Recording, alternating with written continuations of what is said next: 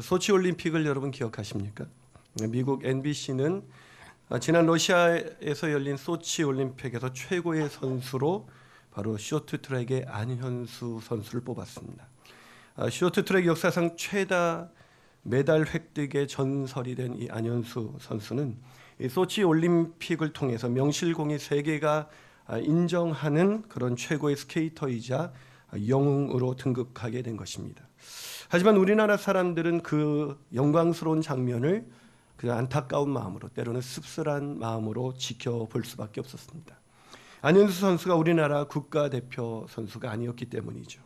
빙상연맹과의 그 파벌 싸움으로 인해서 쇼트트랙 국가대표 선수에 뽑히지 못했던 이 안현수 선수가 국가대표가 되기 위해서 대한민국 국적을 포기하고 러시아의 국적을 취득했기 때문입니다. 한 사람이 이 땅에서 무엇을 하든 그것은 그가 속해 있는 나라와 뗄래야 뗄 수 없는 연관이 있습니다. 누구나 국적을 갖고 있기 때문이죠. 여러분, 그런데 그거 아세요? 우리에게도 또 하나의 국적이 있다는 것 말입니다.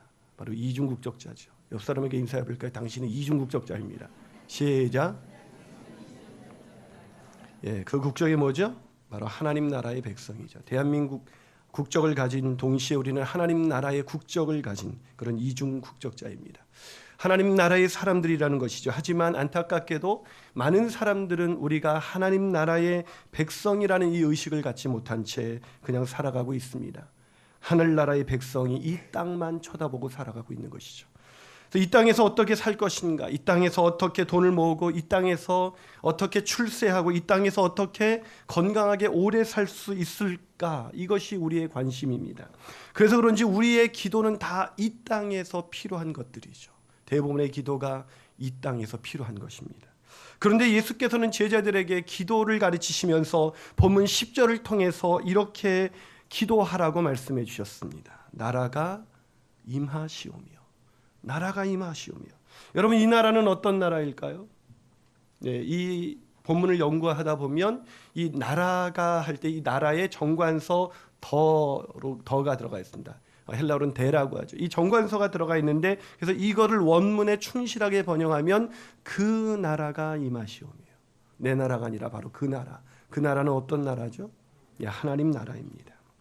하늘에 계신 우리 아버지의 나라. 무슨 말이에요? 지금 예수님께서는 기도를 가르치시면서 제자들에게 이렇게 말씀하시는 거예요.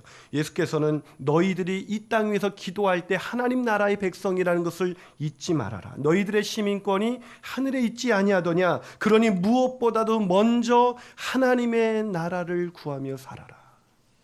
사랑하는 여러분, 오늘 우리의 간절한 기도 제목, 하나님 나라가 이 땅에 임하시는 것이죠. 좀 놀라운 분들이 계세요. 저는 솔직히 그렇지가 않아요.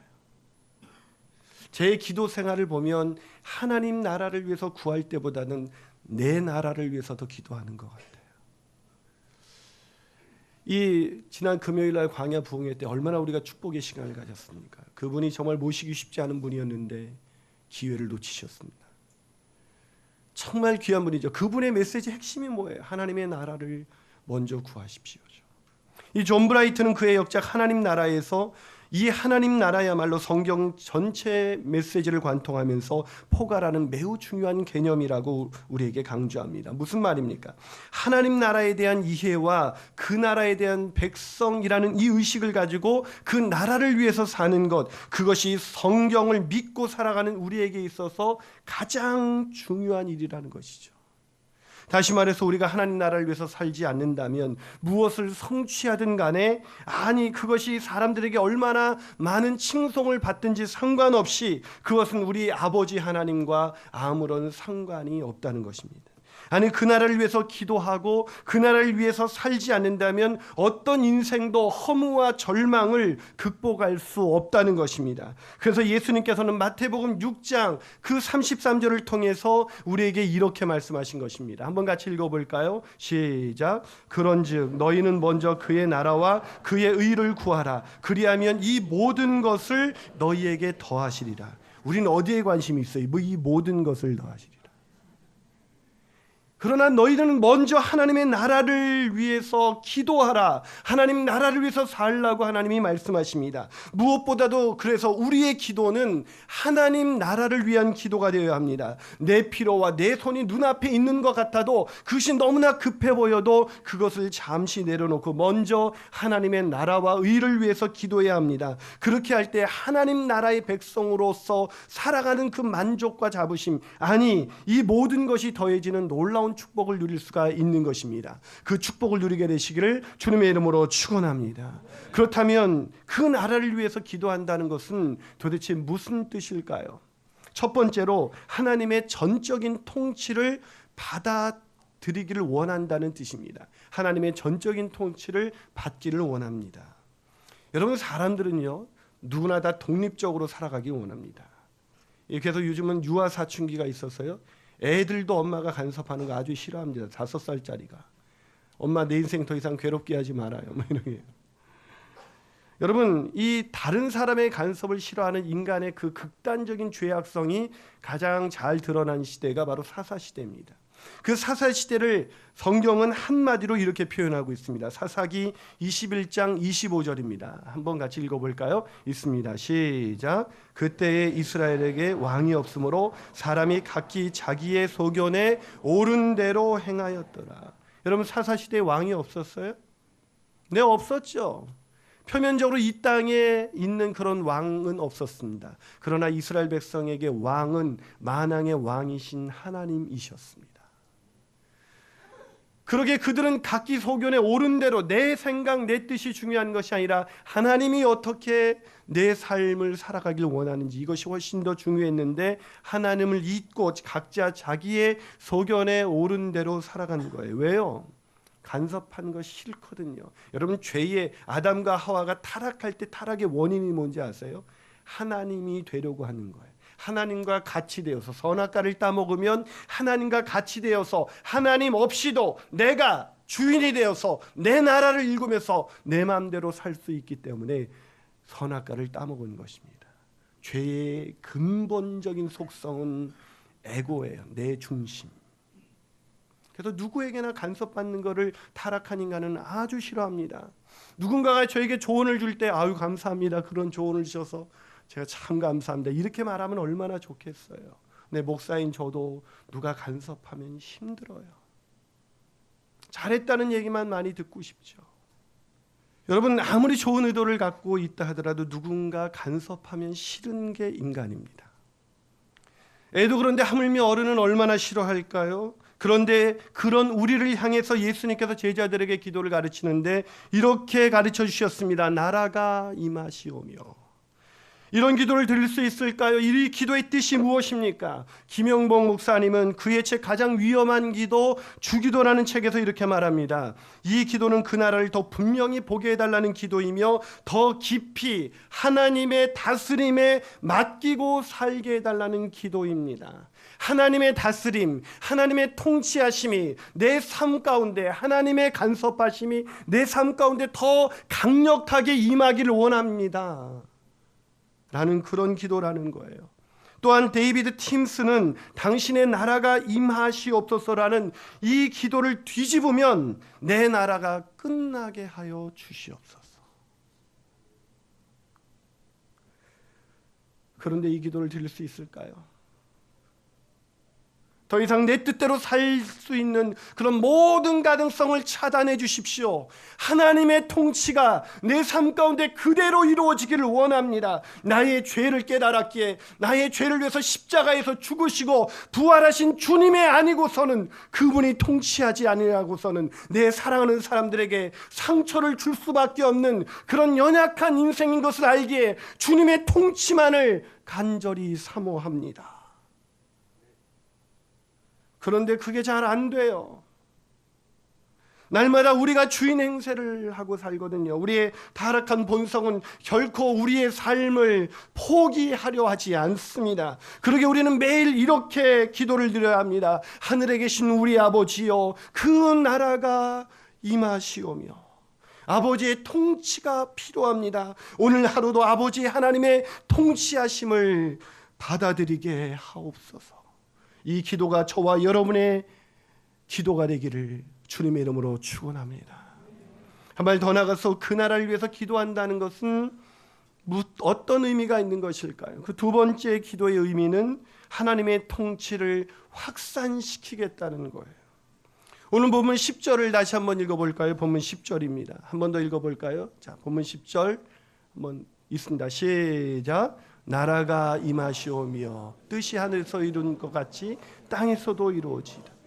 자, 이 하나님의 나라가 임하지 않으면 그 뒤에서부터 이루어지는 모든 기도는 무효입니다. 그걸 아셔야 돼요. 하나님이 통치하지 않은 자가 어떻게 하나님의 뜻을 이룰 수가 있겠습니까? 하나님이 통치하지 않은 자가 어떻게 자기의 욕심을 따라 구하지 않을 수가 있겠습니까? 그래서 먼저 그 나라와 의를 구하라. 그런데 이렇게 기도하다 보면 기도하는 사람들이 오해하는 것이 하나 있습니다. 그것은 아버지의 나라가 지금 여기에는 없나 하는 생각이 갖게 되는 것이죠. 아니요, 그런 뜻이 아닙니다. 여기서 주기도문을 가르쳐 주시고 하나님 예수님께서 이어서 한 말 못하는 귀신을 쫓아낸 다음에 말씀하신 것을 보면 이 구절에 대한 의미를 우리가 정확하게 이해할 수가 있습니다. 이 누가복음 11장 20절에 이 본문과 병행 구절 뒤에 나오는 구절입니다. 한번 같이 읽어볼까요? 누가복음 11장 20절입니다. 시작. 그러나 내가 만일 하나님의 손을 힘입어 귀신을 쫓아낸다면 하나님의 나라가 이미 너희에게 임하였느니라. 자, 예수 그리스도의 오심으로 인해서 하나님의 나라가 어떻게 됐다고요? 이미 우리 가운데 임해 있습니다. 저희 마음 가운데, 여러분의 마음 가운데 이미 하나님의 나라가 임해져 있는 것입니다. 믿으십니까? 그래서 김남준 목사님께서는 깊이 있는 주기도문이라는 책에서 이 부분을 이렇게 설명합니다. 여기서 말하는 이미 임한 나라는 예수 그리스도의 강림과 함께 이미 지상에 침투한 하나님의 나라입니다.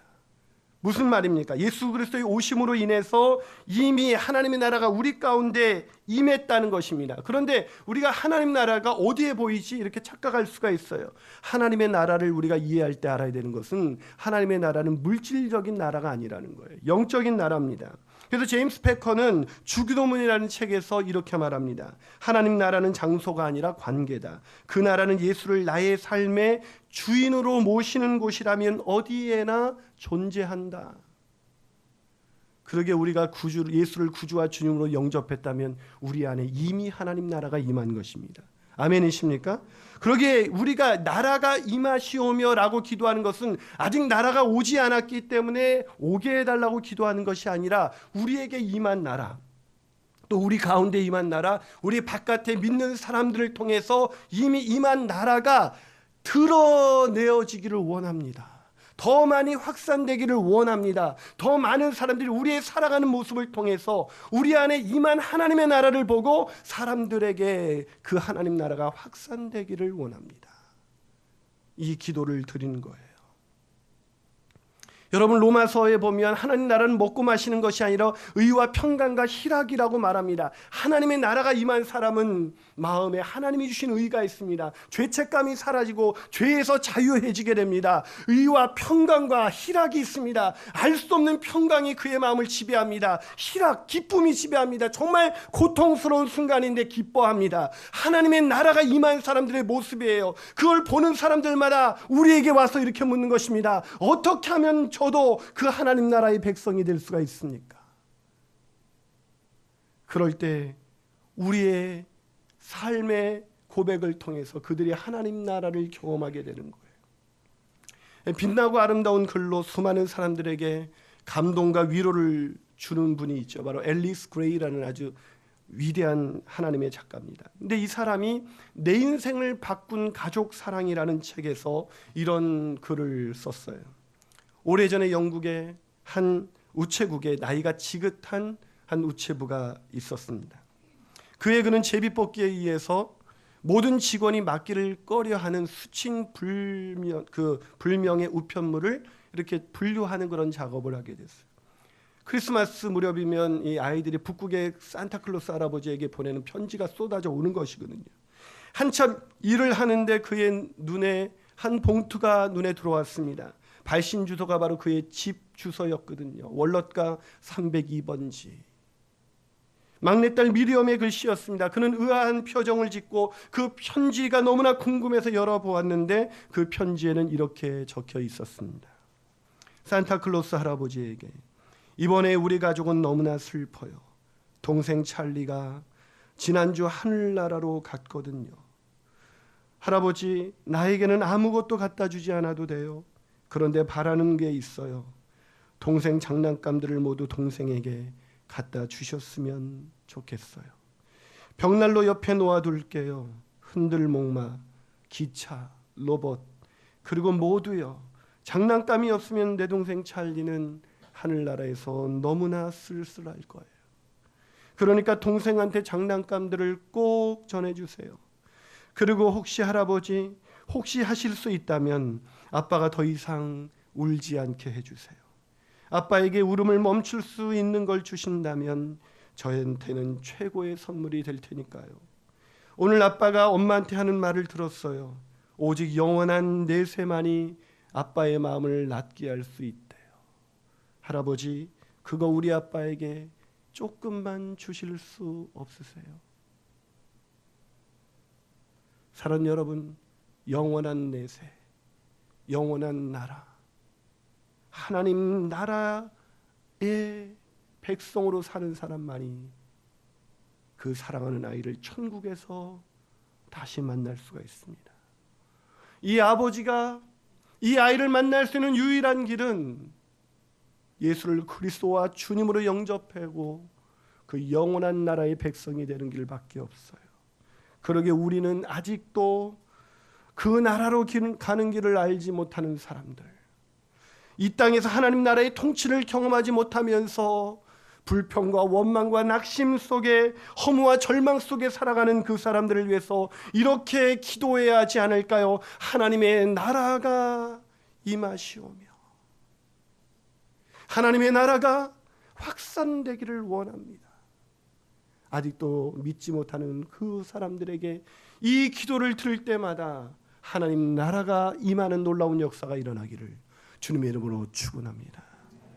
마지막으로 그 나라를 위해서 기도한다는 것은 어떤 의미일까요? 그 세 번째 의미는 하나님의 통치가 영원히 임하는 날을 기다린다는 것입니다. 하나님 나라에 대해서 말하는 신학자마다 알 수 없는 이야기를 하십니다. 하나님 나라는 이미 임했으나 아직 오지 않았다라는 말이에요. 하나님 나라는 이미 임했으나 아직 오지 않았다. 무슨 이야기일까요? 김남주 목사님은 이렇게 말합니다. 여기서 말하는 이미 임한 나라는 예수 그리스도의 강림과 함께 이미 지상에 침투한 하나님의 나라입니다. 또한 이 나라는 아직도 완전히 종식되지 않은 세상 나라 속에 침투한 하나님의 통치입니다. 그래서 지금 우리는 이미 임한 하나님의 나라와 아직 완전히 성취되지 않은 하나님 나라 사이에 있습니다. 이미 우리 가운데 오셨지만 아직 이 땅을 마지막 때에 이 땅에 다시 오실 그 나라 사이 속에 우리는 이미와 아직이라는 시간 속에서 하나님 나라를 경험하며 살아가고 있습니다. 제임스 팩터, 김영부 목사님은 또한 가장 위험한 기도, 주기도에서 이렇게 말합니다. 아버지의 나라가 오게 해주십시오라는 이 기도는 또한 예수 그리스도의 재림과 함께 이루어질 새하늘과 새 땅을 소망하고 기다리는 기도입니다. 우리는 지금 믿음으로만 볼 수 있는 하나님의 나라가 부인할 수 없는 현실로 드러나는 날을 기다리며 드리는 기도다. 또한 제임스 베커는 주기도문이라는 책에서 이렇게 말합니다. 나라가 임하시오며, 이 기도는 바로 재림의 날을 기대하는 것입니다. 사랑 여러분, 주님의 재림을 기대하십니까? 주님의 나라가 속히 오기를 기대하고 계십니까? 오늘 본문 10절, 나라가 임하시오며, 이 기도는 하나님의 통치가 우리 안에 임하기를, 아니 그 우리를 통해서 확산되기를 기도하는 기도일 뿐만 아니라 그 나라가 영원히 이 땅 가운데 임하기를 기도하는 것입니다. 하지만 문제는 우리의 마음 가운데 이런 소원이 없어요. 주님이 다시 오시기를 간절히 기다리는 기다림이 우리에게 없습니다. 그저 우리는 이 나라에서 내 나라를 이루면서 좀 내 마음대로, 내가 원하는 대로 좀 더 많은 시간을 보내기 원하기 때문에 아멘, 주 예수여 어서 오시옵소서, 이 기도가 아니라 주여 더디 오시옵소서, 더디오시옵소서. 한 청년이 왜 주님의 재림을 기다리지 않냐니까 저 장가가고 난 다음에 와야 됩니다. 기다리십니까? 주님이 오늘 여기에 임하시기를 기다리세요?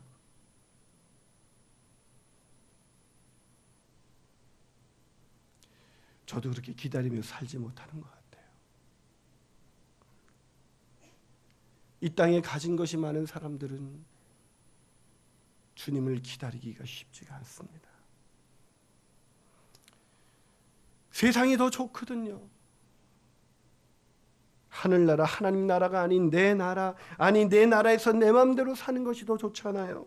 그래서 우리의 관심은 늘 무엇을 먹을까, 무엇을 마실까, 무엇을 입을까 있는 것 아니겠습니까? 그래서 우리의 구함은 늘 이방인들이 구하는 거예요. 그것이 우리의 기도입니다. 하나님의 나라를 위해서 기도하는 것이 아니라 내 나라를 위해서 기도하다 보니까 늘 이 땅에서 필요한 것에 목매이며 살아가는 우리들.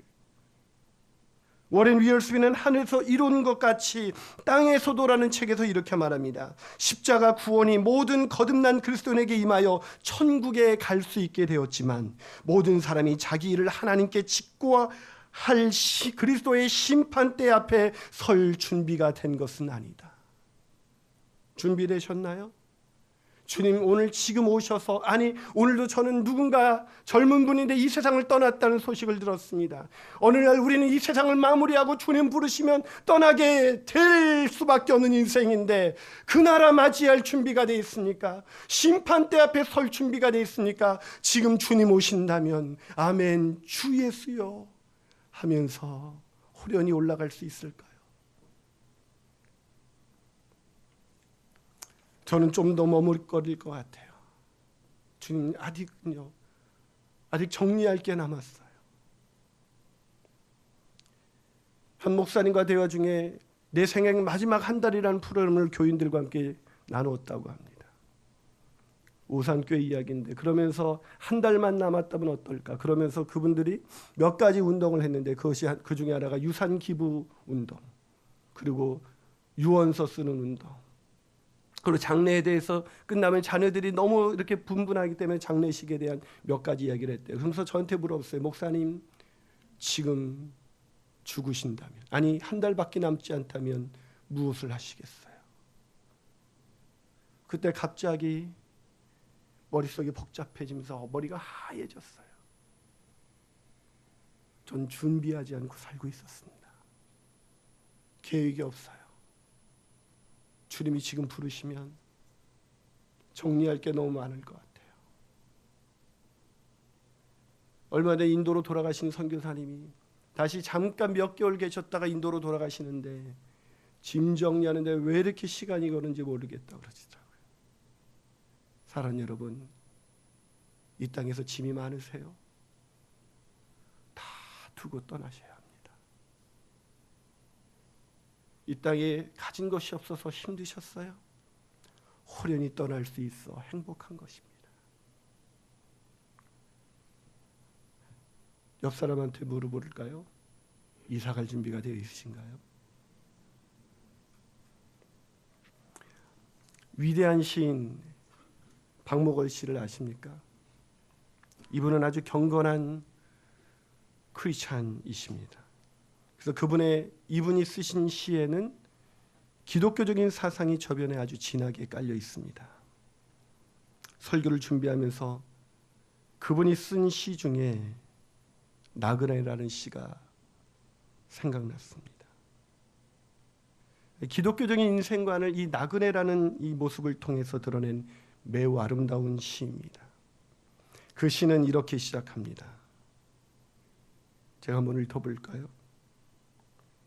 강나루 건너서 밀밭길을 구름에 달가듯이 가는 나그네, 길은 외줄기 남도 300리 수린듯 마을마다 타는 전용돌 구름에 달가듯이 가는 나그네.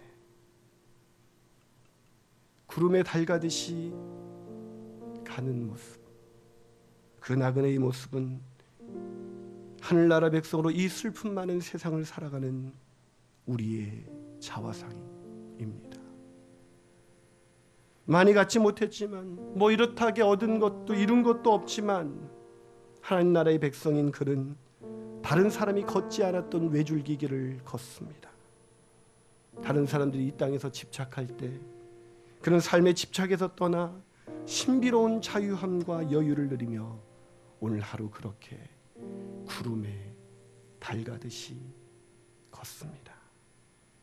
이 나그네 인생, 그렇게 유유자적하게 집착하지 않고 살아가는 여유, 이것이 하나님 아버지께서 이 땅을 나그네로 살아가는 우리에게 주신 하나님의 선물입니다.